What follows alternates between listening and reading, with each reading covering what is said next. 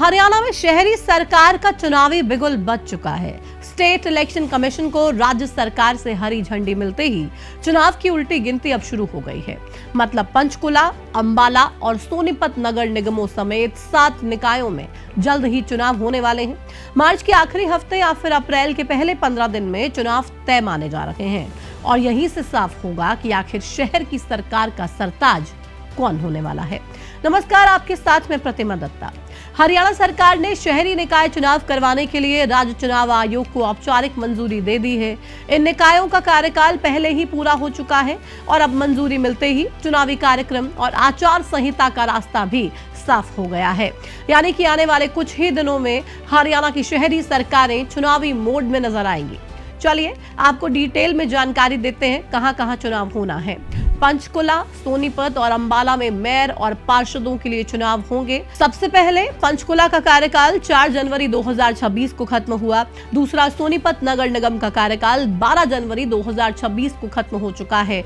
तीसरा, अंबाला सिटी नगर निगम का कार्यकाल 13 जनवरी 2026 को पूरा हो चुका है। इन तीनों ही निगमों में कार्यकाल पूरा होने के बाद प्रशासक नियुक्त किए गए हैं। इसके अलावा 4 स्थानीय निकायों में भी चुनाव कराए जाएंगे, जिसमें एक रेवाड़ी नगर परिषद और 3 नगर पालिका धारूहेड़ा, सांपला और उकलाना नगर पालिका शामिल है। इन मुख्य चुनावों के साथ ही टोहाना, झज्जर, राजौन, तरावड़ी, कनीना और सढौरा के कई वार्ड में 6 खाली सीटों पर उपचुनाव भी होंगे। यहाँ पर आपको ये भी बता देते हैं कि तीनों नगर निगमों में से मेयर का एक पद बीसीबी कैटेगरी की महिला के लिए रिजर्व होगा और पहली बार प्रदेश में डिप्राइव्ड शेड्यूल कास्ट यानी कि डीएससी को इन निकाय चुनावों में आरक्षण देने की तैयारी है। सरकार ने साफ कर दिया है कि अगर किसी वार्ड या फिर पद के लिए योग्य डीएससी उम्मीदवार नहीं मिलता है तो वो पद अन्य अनुसूचित जाति यानी कि ओएससी के उम्मीदवार से भरा जाएगा और यही नियम उल्टा ओएससी पर भी लागू होगा। यानी कि ओएससी कैंडिडेट नहीं मिलता है तो सीट डीएससी के खाते में जाएगी। अब संकेत साफ है कि मार्च या फिर अप्रैल में निकाय चुनाव संभव है। ऐसे में अब सवाल सीधा है कि क्या बीजेपी शहरी वोटर का भरोसा बचा पाएगी या फिर कांग्रेस शहरों में वापसी कर खेल पलटेगी या एक बार फिर से निर्दलीय राजनीतिक दलों का पूरा गणित बिगाड़ देंगे। क्या ये चुनाव आने वाले बड़े चुनाव का ट्रेलर होगा?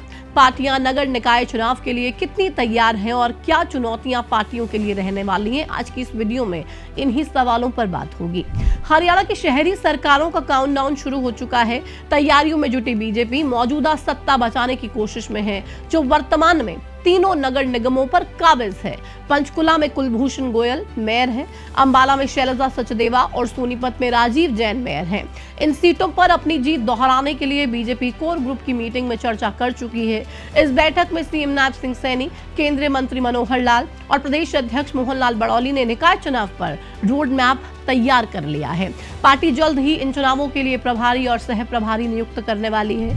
अब अगर चुनौती की बात करें तो बीजेपी शहरों में हमेशा मजबूत रही है। ऐसे में आगामी निगम चुनावों की जीत ये तय करेगी कि शहरी मतदाता अब भी पार्टी की नीतियों और ट्रिपल इंजन सरकार के विकास के दावों पर भरोसा करते हैं या फिर नहीं।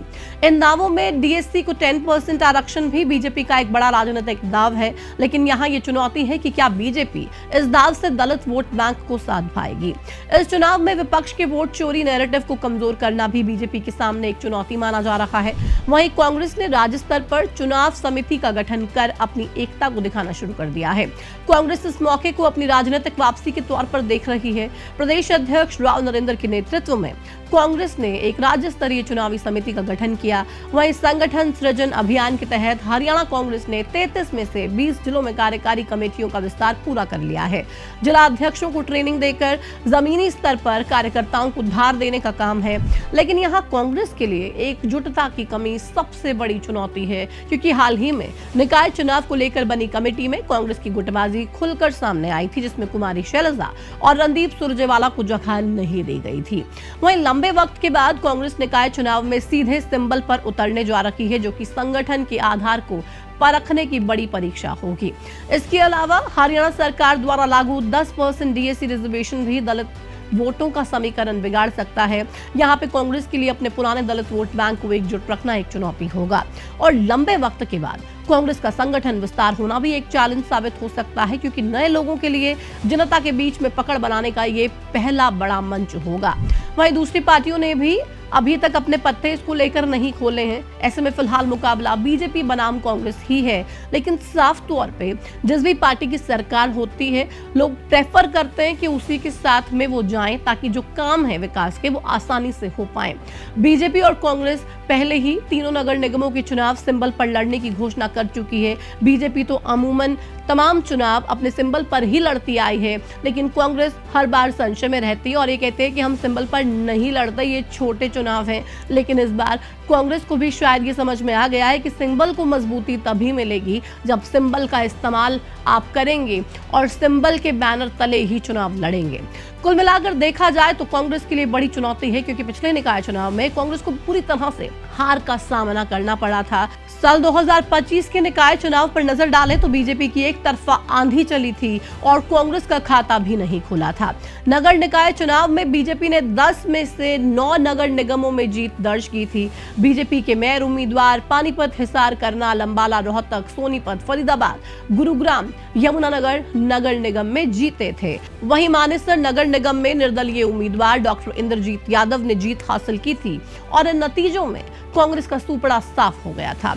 नेता प्रतिपक्ष भूपेंद्र सिंह हुड्डा के गढ़ रोहतक में भी कांग्रेस खाता नहीं खोल पाई थी। ऐसे में 23 नगर पालिका में से बीजेपी ने 8 पर जीत दर्ज की थी और 15 पर निर्दलियों का कब्जा रहा। यहाँ भी कांग्रेस को 0 मिला। 5 नगर परिषदों के अध्यक्ष पद के चुनाव में बीजेपी ने सभी 5 सीटों पर क्लीन स्वीप किया और अंबाला छावनी नगर परिषद में 32 में से 25 सीटों पर बीजेपी ने हैट्रिक लगाई और कांग्रेस दूर दूर तक देखने को नहीं मिली।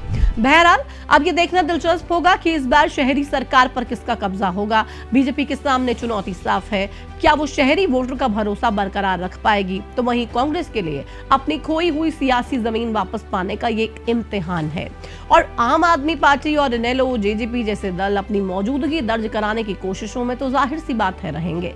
इसके अलावा नजर निर्दलियों पर भी रहेगी, क्योंकि 2025 के शहरी चुनाव में 23 नगर पालिकाओं के अध्यक्ष पदों में से 15 पर निर्दलीय उम्मीदवारों ने बाजी मारी थी। कुल मिलाकर ये नतीजे सिर्फ जीत हार नहीं बल्कि राज्य के राजनीतिक मूड का सबसे बड़ा विश्लेषण करेंगे और वाकई में बताएंगे कि कौन सी पार्टी का नैरेटिव, किस पार्टी के काम, किस पार्टी के आरोपों को लोग वाकई में सच मान रहे हैं या फिर बीजेपी सरकार की नीतियों पे एक बार फिर से लोग मोहर लगाते हुए नजर आएंगे।